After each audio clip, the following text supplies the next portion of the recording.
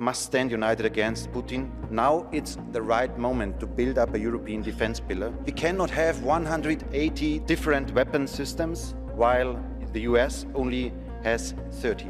You just heard from Manfred Weber, the leader of the European People's Party, EPP in short, in the European Parliament. Manfred's big on beefing up the EU's defense game, including a nod towards nuclear deterrence, a key policy in the EPP's 2024 election manifesto.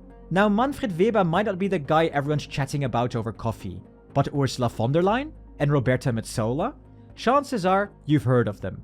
They're both EPP stars, with Ursula leading the European Commission and Roberta chairing the European Parliament. But what is the EPP exactly? Picture it as the most dominant force in European politics, made up of members of the European Parliament from across the entire continent. In the grand arena of the European Parliament, parties from different corners of the EU join forces with parties that have similar political ideologies. The EPP is one such group, representing centre-right to right-wing parties. This means that voting for one of these local parties back home means you're kind of voting for the EPP's master plan for Europe. It's a thought-provoker, isn't it? So stick around, because we're about to take a deep dive into their manifesto and what they're all about.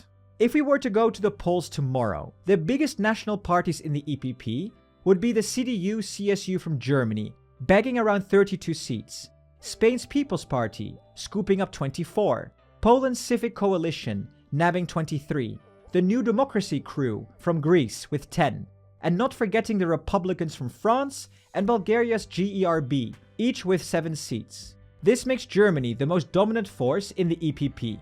Since we're diving into all 7 EU political groups, we're all about fairness here. So to help you compare apples to apples, or in this case, parties to parties, we're zeroing in on 6 key areas for each of these videos.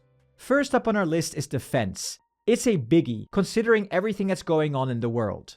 The EPP's got a clear stance. They're in Ukraine's corner, pushing for all-out EU support, be it cash, combat gear, or diplomatic backing. Their goal is to see Ukraine through to victory and welcome them into the EU and NATO family once they've ticked all the boxes. But there's more on their agenda, cranking up Europe's defense capabilities. Short-term goals include pouring funds into defense tech that's made right here in Europe, setting up a new security and defense commissioner role to better coordinate defense issues, and creating a European Security Council, bringing together defense heads from all over the EU, plus friends like the UK, Norway, and Iceland. Looking further down the road, the EPP is dreaming big of a European defense union, with integrated European forces on land, sea, cyber, and air. These forces should complement national militaries and NATO, not replace them. Let's build up our own defense capabilities in the next years, for example with a European missile defense shield, a cyber brigade, or even nuclear shield. With an ambitious investments in European defense, we can keep the biggest promise of Europe, and that is the promise of peace. Next up is one of the hottest topics in Europe, migration. The EPP wants to supercharge Frontex, turning it into a powerhouse European border and coast guard. How? By tripling its team to 30,000 strong, beefing up its authority, and funneling more funds for cutting-edge gear to boost its performance. But it is us, the Europeans, who decide who comes to Europe and under what circumstances, and not the organized crime of smugglers and traffickers. The EPP also wants to outsource migration to third countries. This basically means that anyone applying for asylum in the EU could be transferred to a safe third country, like Albania or Rwanda, and undergo the asylum process there. In case of a positive outcome, the safe third country will grant protection to the applicant on site. The EPP then proposes to admit an annual quota of approved asylum seekers from these third countries into the EU. Lastly, the EPP is also advocating for swift Schengen integration for Bulgaria and Romania, striving for a unified, secure Europe without internal borders. Next up is another hotly debated topic in Europe, climate change and energy. We stand for pragmatic solutions, not for ideological ones.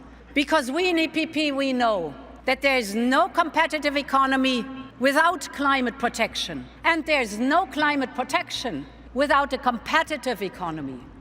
Does this sound like the EPP are slightly backtracking from the Green Deal to you? Well, it does to us. Not to mention the manifesto says something similar. Check out this part. Quote, "We need more technology, not bans. The EPP advocates for a technology-neutral approach to developing alternative fuels, hydrogen technologies, new powertrains for vehicles, aircraft, and vessels." There are no specifics of what the EPP plans to do.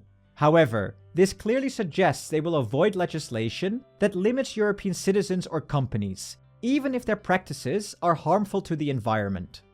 Yet, here it says that they are still committed to the goal of climate neutrality by 2050.